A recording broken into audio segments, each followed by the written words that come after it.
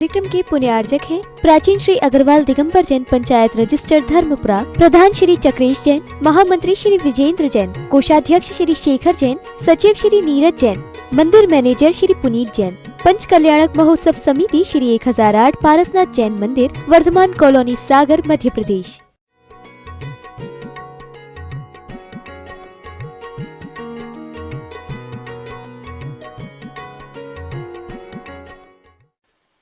जिन पे हम बहुत भरोसा करते थे, जिन पर हम बहुत बड़ा विश्वास करते थे, आज दशा ये हो गई कि जिन पर हमने भरोसा किया उनने ही हमारा क्या कर दिया, विश्वासघात कर दिया। जिन्हें हम सोचते कि ये हमारे हितैषी है, ये हमारे परम उपकारी हैं, वे परम उपकारी ही हमारे क्या बन गए, हितैषी ना बन करके हमारे दुश्मन बन जाते हैं। ये दशाएं है संसार। तो वही है कि विजाति का क्या विश्वास, आज श्वास श्वास पर विश्वास का श्वास घुटता सा देखा जा रहा है प्रत्यक्ष। और सुनो, और अच्छे से सुनो, बलहारी लिखावट सी, बाहरी लिखावट सी, भीतरी लिखावट, माल मिल जाए फिर कहना क्या। और सुनो बहुत अच्छे, बाहरी लिखावट सी यानी बाहर जो लिखा है, विज्ञापन का जमाना है ना, विज्ञापन पे जमाना है। ये कटाक्ष आदर्शी का आज के वर्तमान परिवेश है कि बाहर का लेवल कुछ और भीतर कुछ। वही है तो बोले कि बाहरी लिखावट सी, भीतरी लिखावट, माल मिल जाए फिर कहना ही क्या। यह तो ये होगा, यह तो मोह में राम, यह तो क्या होगा, मोह में राम। और आचार्य सिंह ने बगल में डडेस। अब आप समझदार हो, क्या है, बोले कि मोह में राम, बगल में बगुला चलती है। जैसे बगला कैसा दिख रहा है, बाहर से तो ऐसा लग रहा है इससे बड़ा दुनिया में संत और दूसरा कोई है ही नहीं। एकाग्र चित्र, बिल्कुल जिसका चित्र बिल्कुल लगा हुआ है, कब आए मैं देखता हूं। वैसे ही कहा कि यही कहना, माल मिल जाए फिर कहना ही क्या। यह तो क्या हुआ, मोह में राम, बगल में लिखा नहीं आचार्य सिंह ने, लेकिन समझदार हो। बगुला चलती है, छल करने वाली नीतियां हैं जो ऐसे कार्य करते हैं। और दया का वतन निरा है, वतन अर्थात स्वभाव, प्रकृति उसका अलग है। बात करना और दया से बात करना, दोनों में बहुत अंतर है। बोले कि दया का कथन निरा है, दया का वतन निरा है। एक में जीवन है, एक में जीवन है, एक में जीवन का अभिनय है। दया की बात करना मात्र दया का नाटक करना है। जिनके अंदर वास्तविक दया होती है, जैसे बाहर से बगुला तो बड़ा दयालु दिख रहा है, बड़ा दयालु दिख रहा है, दया की बात करके लोगों को बहुत बड़े बड़े देशभक्ति के संदेश, आज फलाना देश ऐसा होना है, फला होना है। पता चला जो देशभक्ति के गीत गा करके लोगों को संदेश दिखा रहे हैं, पता चला उनसे बड़ा देशद्रोही और दूसरा दुनिया में कोई है ही नहीं। मात्र स्वार्थ की नीति में पड़े हुए हैं, उन्हें अपने स्वार्थ की परिणति में ही आनंद समाया हुआ है। ऐसी तो वही बात है। हाँ, आचार्य कह रहे हैं कि दया का कथन निरा है और दया का वतन निरा है। एक में जीवन है, एक में जीवन का अभिनय। अब तो क्या कह रहे हैं, अब तो अस्त्रों शस्त्रों और वस्त्रों कृपाणों पर भी। बहुत कहना चाहिए कि आज के समय में दया की क्या दुर्दशा हो रही है। कहां पर? अस्त्रों शस्त्रों और वस्त्रों कृपाणों पर भी दया धर्म का मूल है। क्या लिखा हुआ है? काम किया जा रहा है मारने का, किस पर? अस्त्रों से। उस पर लिखा जा रहा है दया धर्म को, यानी मारना सता काम है सताने का, और नाम लिखा जा रहा है यही। जैसे कृपाणों पर भी दया धर्म का मूल है लिखा मिलता है, किंतु कृपाण में कृपालु नहीं है। बताओ, एक तलवार है जिसका काम क्या है? काटने का है, किसी को अलग करने का है। अब तुम कहो उस कृपाण पे कृपालु नहीं, वे स्वयं कहती है। देखो, कृपाण का अर्थ कटार जो होती ना, तलवार भी कह सकते हैं, छोटी वाली तलवार का नाम कृपाण है। वो स्वयं कहती है हम हैं कृपाण, हम हैं कृपाण, हम में कृपा ना, हमारे पास कोई कृपा नहीं है। तुम कहो कि मैं किसी को बचाने का काम, मेरा काम तो काटने का है। अगर तुम चलाओगे तो मैं दया आदि भाव मेरे पास नहीं है, मेरा काम दया करने का नहीं है, मेरे अंदर किसी के अंदर कृपा। तुम कहो कि मैं किसी के ऊपर कृपा करूं तो क्योंकि मेरा नाम कृपाण है, जहां कृपा ना उसका नाम कृपाण है। आज अपन कृपा परत्व हो के कृपाण परत्व हो। सोचो, विचार करो, आपके जीवन का उद्देश्य जीने का कृपा से परत्व होना चाहिए कि कृपाण परत्व होना चाहिए।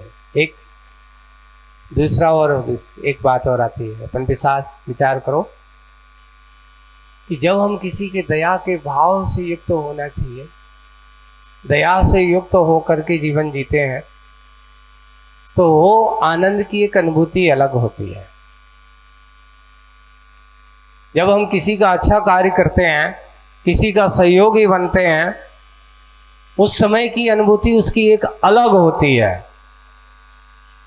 लेकिन जब हम किसी के बुरा करने का भाव सोचते हैं और छुपे छुपे, जैसे बगुला की नीति, यहाँ आचार्य जी ने लिखा कि बगुला बाहर से तो बड़ा दयालु दिख रहा है, लेकिन जैसे ही मछली उसके आसपास की रेंज में आती है और उसका काल कवलित कर देती है, तमाम कर देता है। ये दया सबसे ज्यादा खतरनाक है। बहुत है, ऐसा जीवन नहीं है। एक और है स्वार्थपरायण जीवन, एक दयापरायण जीवन। दोनों में बहुत अंतर है। जीवन में बहुत सारे उतार चढ़ाव आते हैं, लेकिन जैसे जैसे ये मनुष्य अपने उम्र के पड़ाव पर पहुंचता चला जाता है, वैसे वैसे इसकी परिणति भी देखने को मिलती है। देखिए, एक बहुत अच्छी कल्पना, एक चिंतन बहुत अच्छा दिया गया है कि इस मनुष्य की जीवन की शुरुआत कैसे होती है और लास्ट में इसकी दशा क्या होती है। बहुत अच्छा चिंतन उसमें दिया कि देखिए, कुछ प्राणियों को यहाँ पर समाहित उनके जीवन से जुड़ा हुआ एक बड़ा है कि आदमी जब 1 से 10 वर्ष का होता है, उस समय उसकी स्थिति कैसे, जैसे हिरण का बच्चा होता ना, अच्छा कूदता है, बिल्कुल कोई निश्चिंत उछल कूद करता रहता है, उस समय उसकी स्थिति ऐसी रहती है। ऐसी ही निश्चिंत है, कोई टेंशन नहीं है। 1 से 10 साल के बच्चे आप देख कर रखना, और 11 से 20 साल के बच्चे गाय के बछड़े को देखना,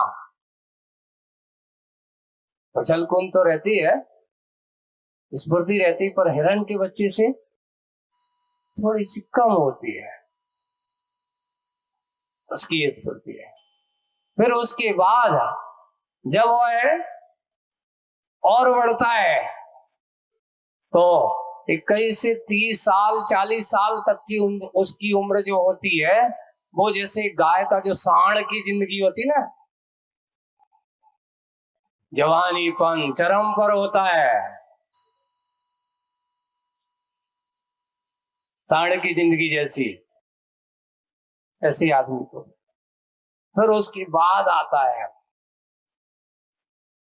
कौन सी, उसके बाद आती है 40 से 50 के साल के बीच में आ जाती घोड़ा वाली जिंदगी।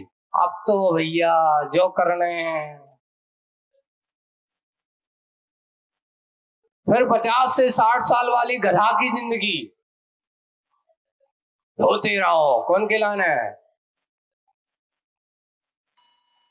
अब इसको करना है, अब उसका करना है। और फिर बाद में बताया 60 से 70 75 साल तक की जिंदगी, बोले कि स्वान की जिंदगी, रखवारी करो, नाती पोतों की, दुकानदारियों की, जो ही काम तो बच्चे का काम है, चलो फिर नहीं जाता, घरे बैठो।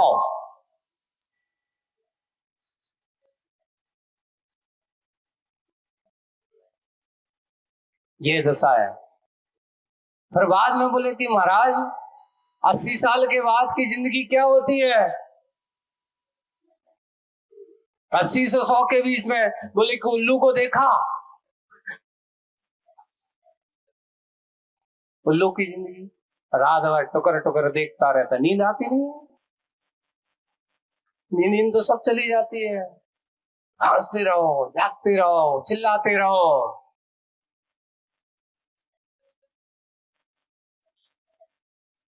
ये उन्होंने के कुछ प्राणियों को लेकर के बहुत सोचा, और सोच करके वैसे ही शायद ऐसी ही जिंदगी तुम्हारी हो रही है। अगर हम इस जीवन के पड़ाव को अगर हम निकालना, ठीक है, बालपने में ज्ञान न लो, तरुण सहे तरुणी रत रहो, और फिर अर्ध में तक सम बूढ़ो बनो, कैसे रूप रखे आप सोचिए, अर्ध में तक बूढ़े बनो, अर्थात जैसे ही 60 साल के हो गए तो आपकी जिंदगी कहाँ चालू हो गई, अब अर्ध में तक तुम्हारा अपना चीज चालू हो गया है, अब जाग जाओ। अब नहीं जागे तो कहा, लेकिन जैसे जैसे बुढ़ापा बढ़ता है वैसे वैसे वृद्धता बढ़ती है, आदमी का शरीर शिथिल होता है पर मन शिथिल नहीं होता, इच्छाएं शिथिल नहीं होती। अगर आपने अपनी मन की इच्छाओं को कम नहीं किया, शरीर शिथिल होते साथ साथ आपकी मन की इच्छाएं, इसलिए अपने यहां सबसे पहले 60 साल के बाद का वानप्रस्थ आश्रम, कौन सा आश्रम चालू हो जाना चाहिए, देखिए उस पर लिखा है वानप्रस्थ का। ये जीवन के हमारे चरण बताए हैं। ऐसे समय में सब कुछ छोड़ छाड़ करके अपने आप के बारे में विचार करने वाला ज्ञानी होता है, और अज्ञानी क्या करता है, जैसे जैसा बूढ़ा होता चला जाता है और बस अभी जो और करने, अभी तो रुक तो जाओ, अभी कर लेंगे, अभी कहा हो, अभी तो बहुत जीना है। एक कवि है, उन्होंने एक दोहा लिखा था, बहुत अच्छा लिखा, कच्ची में नीको लगे, कच्ची में नीको लगे, मीठ मिठा गदराए मिठाए, गदराए में मिठाए, एक फल ऐसो है सखी, पाके गए कड़वाए। समझ में? हाँ, एक फल ऐसो है सखे, पाके गए कड़वाए। अब आप सोच रहे हो ये कौन सा फल है, ये आपका फल है। ये जीवन रूपी फल है। कच्चे में जब छोटे बच्चे होते हैं कैसे लगते हैं? अरे चिकनी जवानी में बहुत अच्छे लगते हैं, नीके लगो। और जैसा गजराता है जवानी और उसमें जाता है 50-60 साल तक तो बिल्कुल गजरा है, ऐसा हो गया। जब तक चलो फिर अच्छा है, और उसके बाद फिर दशा क्या होती है? बोले कि जैसे जैसे बुढ़ापा पड़ता चला, शरीर कहता अब नहीं, कमर कहती अब नहीं, आंखें कहती दिखाता नहीं, कान कहता सुनाता नहीं, और पैर कहती अब चलती बनता नहीं। तब क्या करते हैं? अरे भाई कितना कच्चू भी हो जाए, सुनाई नहीं दे मशीन लगा लेंगे, दिखा नहीं दे तो चश्मा लगा लेंगे, और क्या हुआ? बाल सफेद हो गए तो करिया करा लेंगे, डाई लगवा देंगे।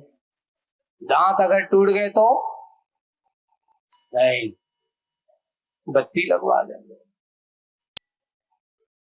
फिर बाद में बत्ती सी चलती रहती है। ये है संसार की विचित्रताएं। प्रकृति के अनुरूप नहीं, प्रकृति के विरुद्ध चलने का काम हो गया आज के समय में। हमें प्रकृति के यथार्थ को समझना चाहिए। ये हमारे जीवन की नहीं, ये शरीर का सत्य है। आपके जीवन तो कहे तो जीवन का यथार्थ तो यही है कि ये तो शाश्वत बना है, आत्मा का स्वरूप। लेकिन जीवन का यथार्थ अगर आप समझना चाहते हो, जीवन की सत्यता अगर आप समझना चाहते हो, जीवन की सत्यता तो यही है कि अगर समझ गए तो सावधान हो गए, नहीं है तो दशा ये है कि तुम दूसरों को समझाने में लगे रह रहोगे, दूसरों को हुई साधनों में लगे रहोगे, अपना साधना का समय कम। अभी समय है, अभी समय है, ऐसा अगर तुमने सोचा तो समझ लेना आपके हाथ से समय निकल जाएगा, पर आप समझ नहीं पाओगे। आज हमें समझना है, जिनके बारे में आज बहुत अच्छा आज प्रसंग अभी ये कहीं रखते हैं, आगे की बात अपन बाद में करेंगे। आज हमारे जो कल परसों अपनी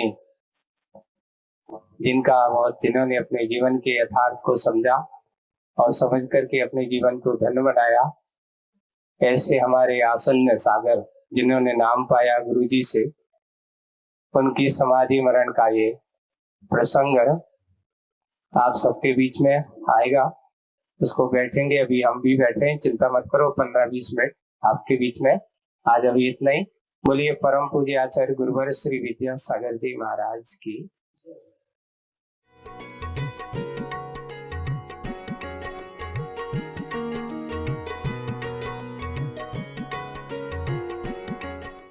इस कार्यक्रम के पुण्यार्चक थे प्राचीन श्री अग्रवाल दिगंबर जैन पंचायत रजिस्टर्ड धर्मपुरा, प्रधान श्री चक्रेश जैन, महामंत्री श्री विजेंद्र जैन, कोषाध्यक्ष श्री शेखर जैन, सचिव श्री नीरज जैन, मंदिर मैनेजर श्री पुनीत जैन, पंच कल्याणक महोत्सव समिति श्री 1008 पारसनाथ जैन मंदिर, वर्धमान कॉलोनी, सागर, मध्य प्रदेश।